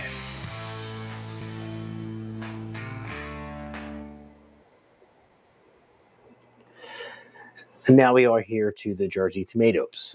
Jersey tomatoes are red, so I named it that. So Jack and I were one of many at the Mag in the Pines up in Pemberton, New Jersey, which was at Bud's KMP Farms. Great place, great people that own it. I'm going to play some clips from the owners next week. I want to save some of them, and we have many other people that we interviewed while we were there as well. We happened to, get Bill Spady for a short amount of time, which was great. The only thing I wanted to have Bill on a little bit longer, but Bill's the type of guy, when he gave his speech, a lot of people had questions, and he's stayed and answered them. He had somewhere else to be, and he was going to be late for that event, but he wanted to make sure that he answered everybody's question, and I respect that out of him. But, under threats of carrying him over his shoulder over to our podcast from Pete, so he made sure he stopped by. That was nice of him to do that after. Yeah. Yeah, because he was up there for like a couple hours. Yeah, and just answering all these questions from everybody. And that same day, I was on a conference call at 9:00 with 30 people and Bill Spady. Oh. So the beginning of the day, he goes all day. Mm-hmm. He's got to do 5 events a day. Yeah, the pace is grueling.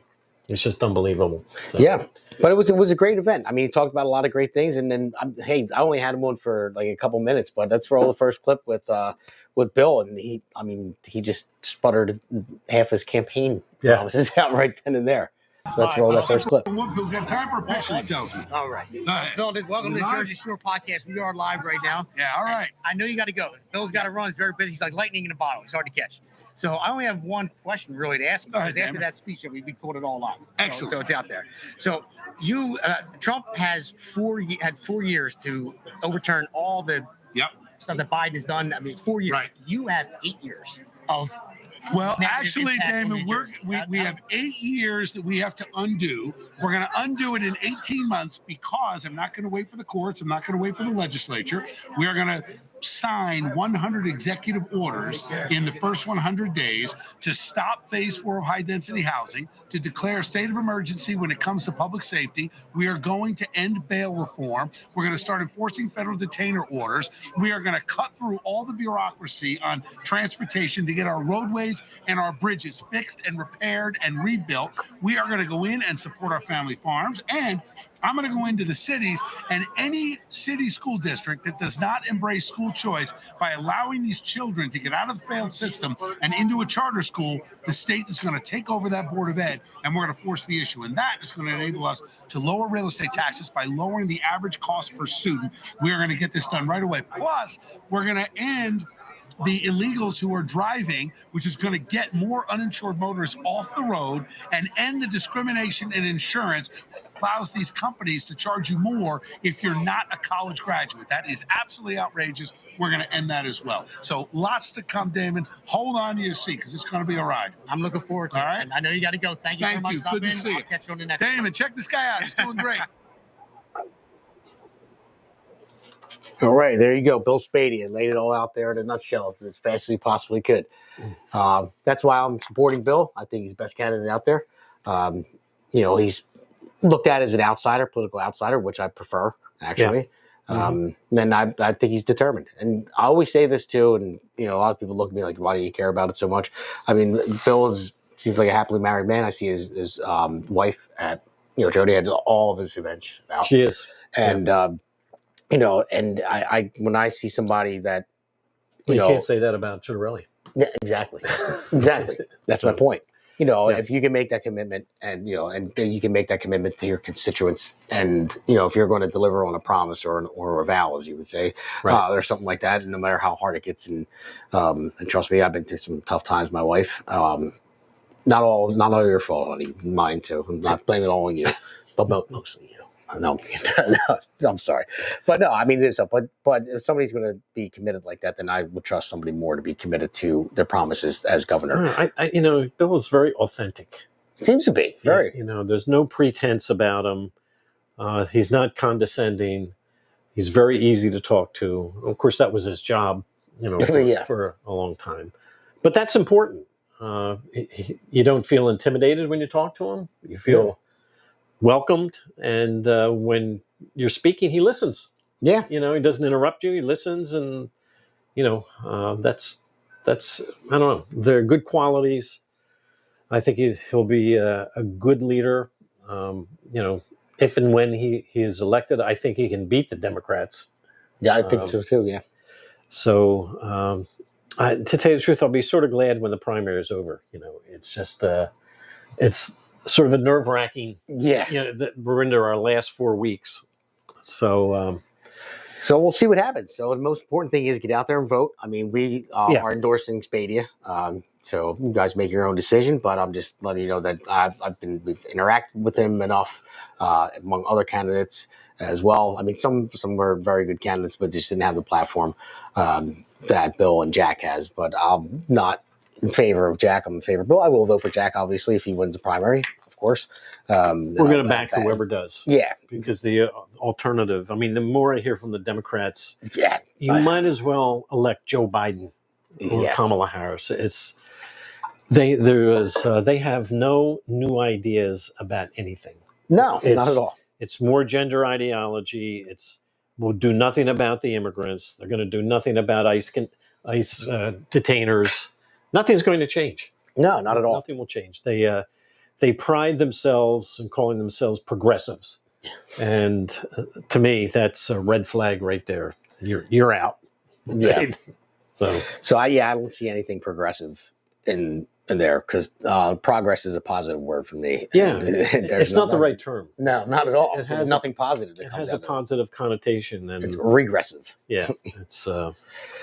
So let's play the next clip. This was Justin Murphy. Justin Murphy ran for U.S. Senate in 2024, and he is going to run again in 26.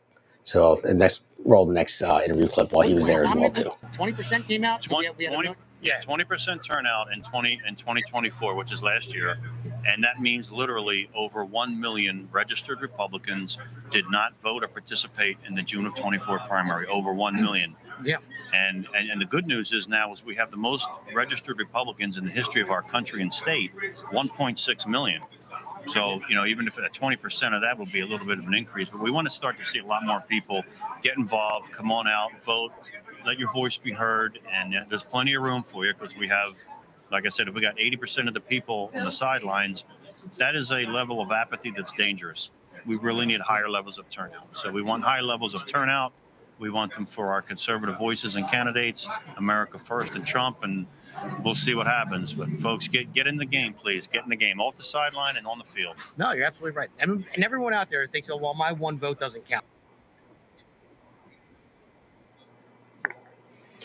So there you go, right there. That was Justin Murphy. So Justin, like I said, he's going to be running again in 2026. I think Justin is a great guy. He's really pushing for Republican Party out there to vote. He said only 20. Part of the interview we'll probably play again next week too, because he had more to say about how to register to vote. And again, you can go to nj.gov. It's very easy. It takes 5 minutes. You can register to vote. You can switch a party even. Literally 5 minutes. nj.gov. Put your name in, your license number, your address, Social Security number, and choose your party. If you are unaffiliated, you can do that in the primary too. You can go and vote in the primary if you never chose a party, and that will give you your party status at that time. So if you vote in a primary Republican, you will be listed as a Republican, but you could always change your party afterwards, but hopefully you never do. But yeah, but it's if you are a Democrat, you want to vote in a Republican primary, you can switch your party right now. I think you only have so many days left. I believe at this point it's like a month prior to the election. Yeah, I would love to see Justin run again. I'd love to support him and help him up and down the state. Yeah. No, I mean, Justin, I believe in everything that he says. I think he's a really good guy. He's very knowledgeable and with everything that's going on. I think his policies will be great. Just got to get him a little bit more into the, I'll call it. A better campaign. His bigger. Yeah. I mean, it takes even more money to get a Senate campaign going, but it's got to be statewide. But I mean, many of us have contacts now up and down the state. Yeah. So we can help them out. And when you and Pete win, there you go. He's got somebody in his corner. That's right. We'll have more contacts, and with Justin, we'll make it happen. We'll give it a good shot because he is really the type of individual you want in the Senate. Yeah, absolutely. He is. He's all good, all honest. Yeah, a good man, smart guy, a lawyer. So he sort of checks off all the right boxes. Yeah, he does for me. So and then you might we'll play the next interview. You might recognize this guy here. See who this guy is. The Democrats have been in power for 23 years. And in the last 8 years, they've had a trifecta. They've had the governor's seat, they've had the assembly, they've had the Senate. So what do we have for that? We have the highest property taxes in the country. We have the worst business environment in the country. And I'm glad Bill addressed that because the secret to the success of the state is lowering the property taxes and getting the business taxes lowered as well, because that's going to bring companies into the state. It's going to provide more employees, higher salaries, that sort of thing. Additionally, we all know the situation with the schools. We have gender identity, which has been now it's possible for the teachers to start teaching in kindergarten. So that really needs to come to an end. In New Jersey, it's K-12. That is the policy of the system. Climate change is also taught K-12. So New Jersey is in bad shape. So we really need a change. Our opponent likely will be Lou Greenwald. He's been in power for 29 years. So Kirk Schilling was the pitcher. Yeah, when he saying started. that. That's right. So we have a lot of work. Pete is a great running mate. I think we're going to make some major changes in Camden County and in LD6. Yeah, I'm looking forward to it. Yeah, so I think you and Pete will be great as assembly, and especially working with Bill as well. So everyone needs to get out for the June 10th primary. So if you're Republican, come out and vote for Pete and I, and then we'll get on the general ballot. And that's in November, and right after June is when the battle starts.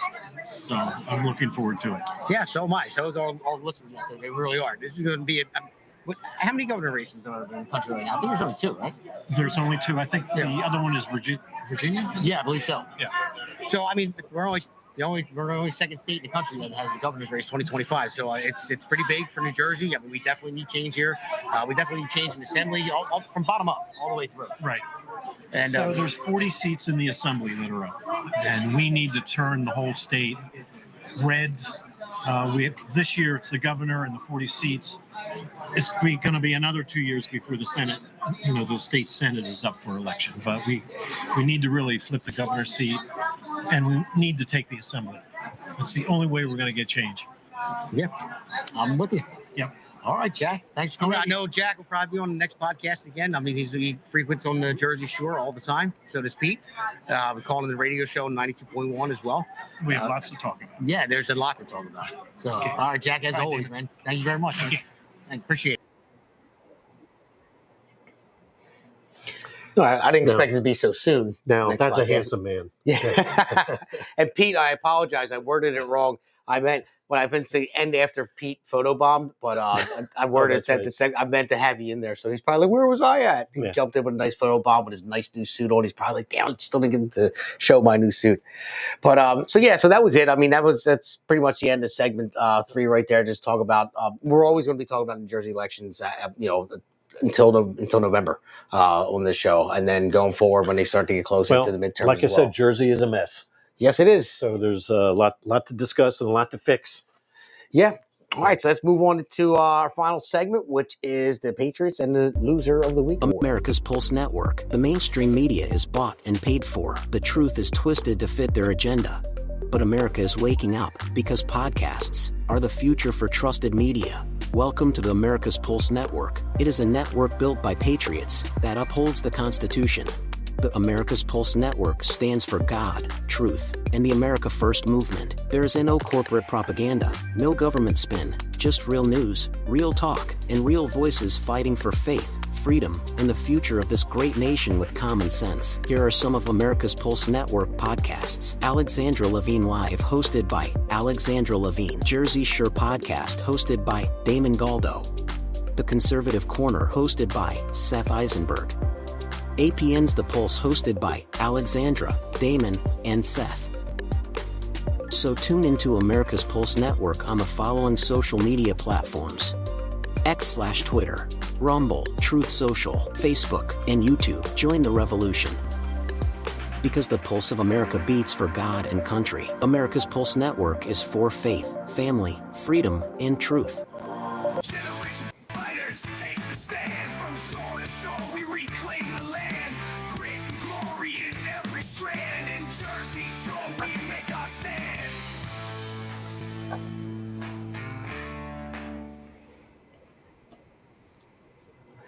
All right, now welcome to our Patriots and Losers Award. So let's the Patriot Award. Do you want to do the drum roll with your Patriot clip that you have there? Here we go.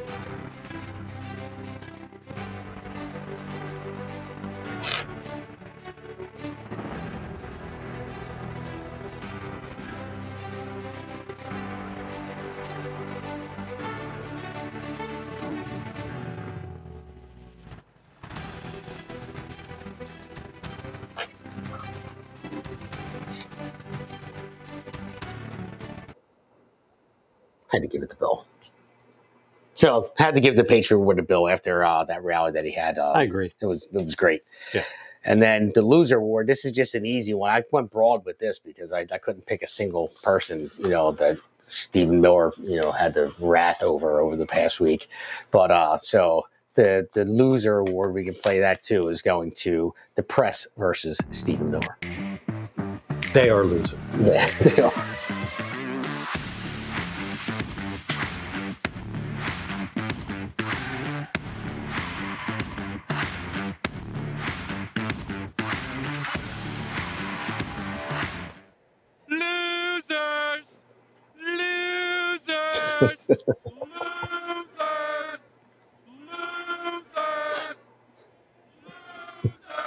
Shut up!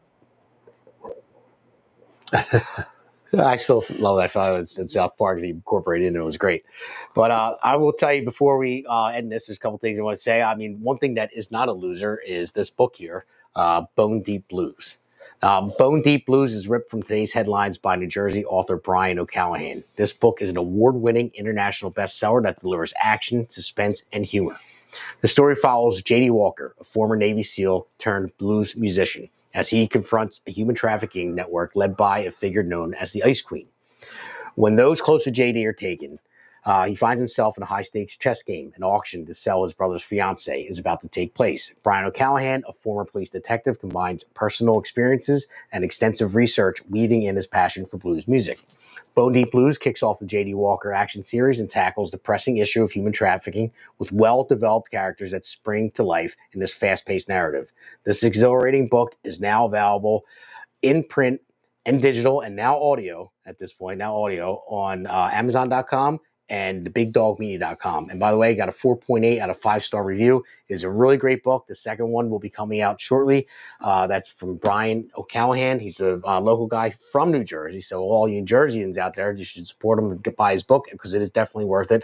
But everyone outside New Jersey too, show New Jersey love. We need all the help we can get. But this is definitely worth it. Bone Deep Blues is a great book to get. So with that being said, I'd also want to let you know Seth Eisenberg, Seth Eisenberg goes by Seth. He has the Conservative Corner. He will be back on with his podcast, I believe, not this Sunday, the following Sunday. He has had a lot of trouble being in and out of the hospital. A good friend of ours, part of our network, and he's had infections in his foot. I mean, the hospital bills are building up. He's been out of work for months, in and out of the hospital, and he still can't walk, but he's working on it. He is starting to recover, but what's not recovering is the amount of bills that he's getting in the hospital. So there's a GoFundMe up there on the screen. If you guys can go and visit that GoFundMe page, whatever you can afford to send his way, whether it be $1 or $5, whatever it may be. But he's our friend, and he's an Army veteran. He served his country, and just sucks this happened to him. And he could use your help, and he's the man. You'll love it when he comes back on. So we got that. That's for Seth. When he'll be on Sundays at 7 p.m. When he starts every Sunday, Seth will be on. Then you have Alexander Levine Live, our own Peter Ducey that we have down as our White House correspondent. Mm-hmm. The only difference is she doesn't have birds landing in her hair. I don't know if you see that happened to Peter Ducey again for the second time. He was out there and a bird landed on his head again. But her show is on Tuesdays and Thursdays at 8 p.m. Alexander Levine Live, and we have the Pulse that is starting not this Wednesday, the following Wednesday. The Pulse will be Seth, myself, Alexandra, and we will have guests on as well. That will be every Wednesday at 8 p.m. So it'll be collaboratively us podcasters with guests on, and we're going to rotate them, and that'll be every Wednesday at 8 p.m. So, Jack, I'm sure you'll be on as a guest at some point on the Pulse. Be happy to. Yeah. Sounds exciting. Yeah, and I'm looking forward to it. There's some good people that are going to be on there. A lot of different guests that we already have lined up. And so check that out. So again, my podcast is Monday nights, 8 p.m. The radio show, well, then we'll go to the Pulse. That'll be on Wednesdays at 8 p.m. Then the radio show, 92.1, Cruising, WVLT. That is from 5 to 6 p.m. If you're not local and you can't get it on the radio, you can either go on Google and stream it, or you can go on Facebook Live, go to 92.1 WVLT, or my page. It will stream on there as well, my Facebook page. And that's Thursdays from 5 to 6. The Fridays, I'm going to do one more podcast in studio this Friday. But as we're getting more and more shows, it's getting tough. So basically what I'm going to do is after this Friday, I'm going to air my radio show from Thursday in the first hour slot of the Friday night podcast. And then I'll come on from home and go from there with some updated news from that day. So other than that, that's the end of the show. Thank you very much for joining me, Jack. Yeah. I'm sure can I mention our website? I was just a that. Reminder that myself and Pete Sykes are running for the State Assembly from Legislative District number 6 in South Jersey. So that includes Cherry Hill, Haddonfield, and the towns along the White Horse Pike. So Lindenwold, Stratford, Mount Ephraim. It's also Maple Shade, and then the Berlin's areas. So we don't have the backing of the machine or the lobbyists. So we can be found at votejackandpete.com. And take a look at our website. You can see what our positions are. And if you can donate $10, 15, 20 bucks. Every penny is going to help us. We have 20 towns that we have to cover, and we have to get signs and pamphlets and all that sort of thing. So we're going to need as much financial help as possible, but every couple dollars helps. So it's votejackandpete.com, and when we get into the assembly, it'll be the beginning of getting the ship back upright here in New Jersey in the Garden State. You should put on your website too now after this Doge thing, a little platform of that Jack Doge coming in. Actually, on our website, I have a sort of one menu item is all about Doge.